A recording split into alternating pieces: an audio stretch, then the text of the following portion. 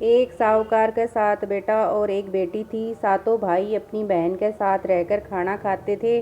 कार्तिक लगते ही करवा चौथ आई। भाई अपनी बहन से बोले, आ बहन खाना खा लें। बहन बोली, आज तो मेरा करवा चौथ का व्रत है, चांद देखकर खाना खाऊंगी। भैया भैया ने सोचा, आज तो हमारी बहन भूखी रह जाएगी, इसलिए एक भाई तो दिया टॉर्च लाया। एक भाई चलनी लेकर टीले पर चढ़ गया और चलनी में चांद दिखा दिया। भाई बोले, बहन चांद उग गया, अर्घ दे ले। बहन बोली, आओ भाभियों अर्घ दे लो। भाभियाँ बोली कि ननद जी, अभी तो आपका ही चांद उगा है, हमारा तो रात को उगेगा। बहन अर्घ देकर भाइयों के साथ जीमने बैठी। पहले घास में बाल आया, दूसरे में छींक आई, तीसरे घास तोड़ते ही ससुराल से बुलावा आ गया। वो कपड़े निकालने लगी तो सारे कपड़े सफ़ेद ही निकलते। माँ बोली, तेरे भाग्य में जो लिखा होगा वही होगा। माँ ने उसे सफ़ेद कपड़े ही पहना दिए और हाथ में सोने का रुपया दिया और कहा, जो तुम्हें पूरा आशीर्वाद दे उसे ये सोने का रुपया दे देना और पल्ले को मोड़ कर गांठ दे देना। वो आगे गई और उसे पूरा आशीर्वाद किसी ने नहीं दिया। एक छोटी सी ननद पालने में सो रही थी। वो बोली, सीली हो सपूती हो, 7 पूत की माँ हो, थारे अमर सुहाग हो। उसने सोने का रुपया ननद को देकर पल्ले के गांठ बांध ली। घर में गई तो रोना फूटना लगा था। उसका पति मर चुका था। वह बोली, मैं तो अपने पति को जलाने नहीं दूंगी, मैं भी इसके साथ जलूंगी। ननद रोज उसको जंगल में ही खाना दे आती थी। अब गाजती घोरती माई चौथ आई, करवा ले, 7 भाइयों की प्यारी करवा ले, दिन में चांद उगानी करवा ले, बहुत भूखी करवा ले।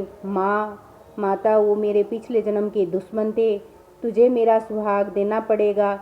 मेरे से बड़ी बैसाख की चौथ आएगी, उसके पैर पकड़ लेना। बैसाख की चौथ आई, उसके पैर पकड़ लिए तो चौथ माता बोली, छोड़ पापनी मेरे पाँव को। वो बोली, माता वो मेरे भाई नहीं थे, पिछले जन्म के बैरी दुश्मन थे, आपको तो मेरा सुहाग देना ही पड़ेगा। मुझसे बड़ी भादवे की चौथ आएगी, उसके पाँव मत छोड़ना। अगर उसके पाँव छोड़ दिए तो तुझे कहीं जगह नहीं है। भादवे की चौथ आई, करवा ले, भाइयों की प्यारी करवा ले, दिन में चांद उगानी करवा ले, बहुत भूखी करवा ले।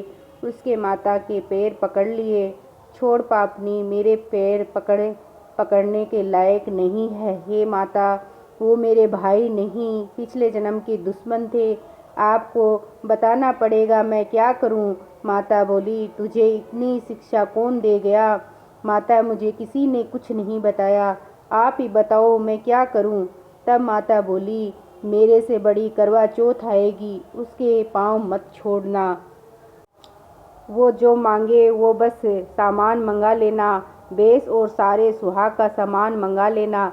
दूसरे दिन ननद रोटी देने आई तो वो बोली, ननद जी, काजल, मेहंदी, बिंदी, रोली मोली, सारा सुहाग का सामान लाना और बेस भी लाना। ननद ने एक एक करके सारा सामान ला दिया।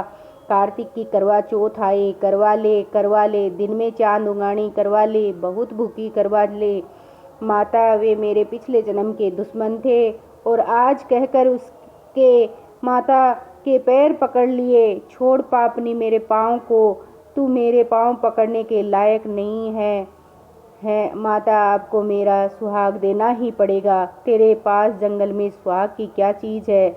वह बोली, माता आप मांगो तो सभी सारी चीज़ निकाल कर दे दूंगी। माता बोली, तुझे ये ज्ञान कहाँ से आया। हे माता, मुझे जंगल में ये ज्ञान कौन देगा, मुझे तो सारा ज्ञान आपने ही दिया है। हे माता, सारी सुहाग की चीज़ों को घोल कर छींटा दे दिया। उसका पति अकड़ कर बैठ गया और जाते हुए माता ने झोपड़ी को लात मारी तो महल मंदिर हो गए। सुबह ननद खाना देने आई तो वो बोली, मेरी भाभी कहाँ गए। भाभी ने ऊपर से आवाज़ लगाई, ननद जी आओ, हम तो यहाँ बैठे हैं। ननद ने पूछा, भाभी ये सब कैसे हुआ। भाभी बोली, रात में चौथ माता आई थी, वो ही ये सब करके गई है। आओ। ननद माता जी को बोले कि पुरानी चौथ का उजमन करवाओ, नई गढ़ाओ और हमें गीत गाते लेने आओ। ननद माँ को जाकर बोली, माँ भाभी ने तो भाई को जिंदा करवा दिया और भाभी बोलती है कि उनको गीत गाते हुए लेने चलो। सासू जी गीत गाती बहू को लेने आई। बहू सास के पैरों में पड़ी, सासू बहू के पैरों में पड़ी और दोनों एक दूसरे को कहने लगी कि आपके भाग्य से ही सही हुए हैं।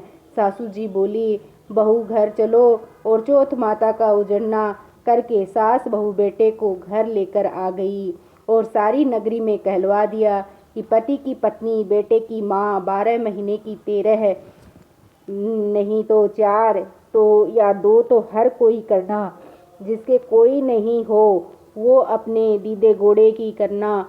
जैसे माता ने साहूकार की बेटी को सुहाग दिया वैसे माता सबको देना। कहते सुनते हुंकारा भरते अपने परिवार में हमें भी और सबको देना। हे माता चौथ माता, आपकी सदा ही जय हो। माघ के महीने की माघ के महीने की चौथ का व्रत। माघ महीने की चौथ का व्रत। एक दौरानी और एक जिठानी थी। दौरानी अमीर थी, जिठानी गरीब थी। जिठानी गणेश जी की बहुत सेवा पूजा करती थी।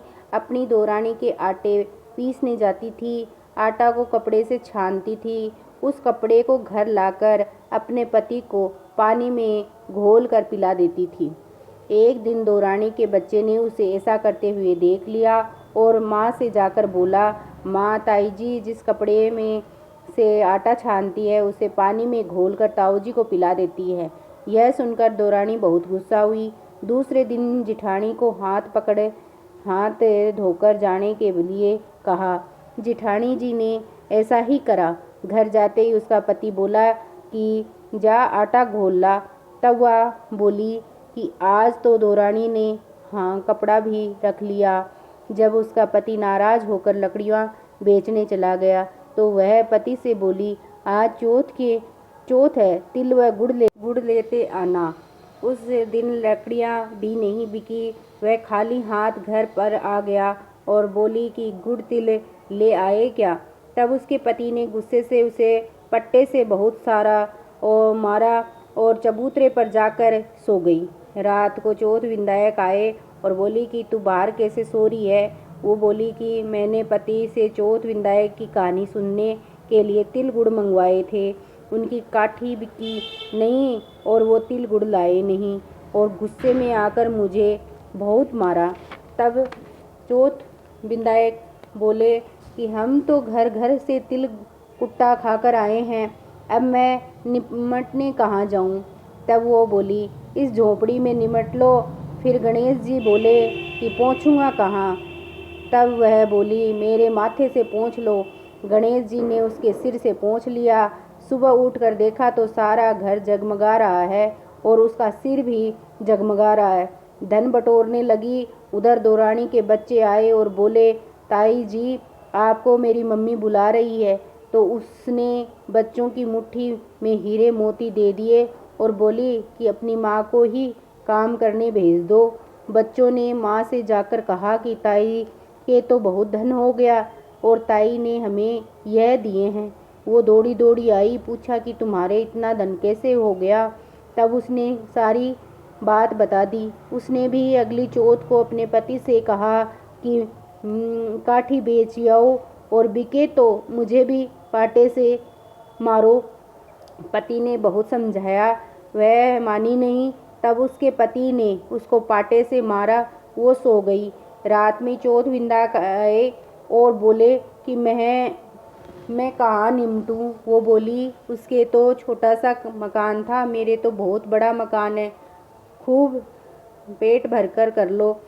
चौथ विंदायक ने सारे घर में खूब झेरना झेर दिया।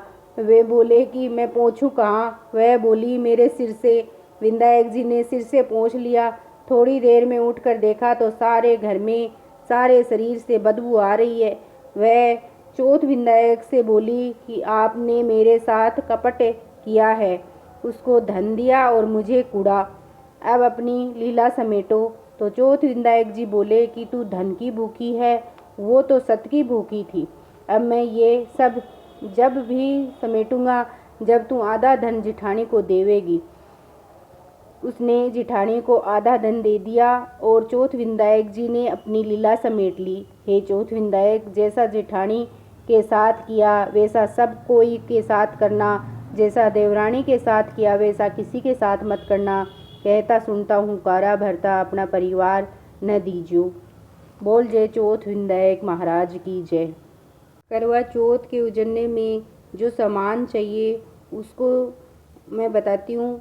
साड़ी, ब्लाउज, पेटीकोट, रुमाल, लौंग, चुटकी, चूड़ा, काजल, बिंदी, रोली, मेहंदी, रिबन, हिंगलू, चप्पल, पैंट शर्ट, बनियान, रुमाल, नारियल, भेंट, 14 गिलास, उसमें गेहूँ बतासे, पैसे रखें।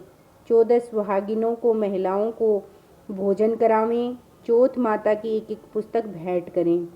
करवा चौथ वायना 14 गिलास में गेहूँ बतासे, पैसे लाल कपड़े में बंधे एक बड़ा बर्तन, एक परात में गेहूँ, मिठाई, कंगन या जलेबी, सास की साड़ी व सुहाग का सामान या फिर 2 ब्लाउज और भेंट सास को पाँव लगाकर दे दिया जाता है और सुहाग के लिए आशीष सासू जी देते हैं और इससे चौथ माता बहुत प्रसन्न होती है और मनोकामना को पूर्ण करती है, सुहाग की वृद्धि करती है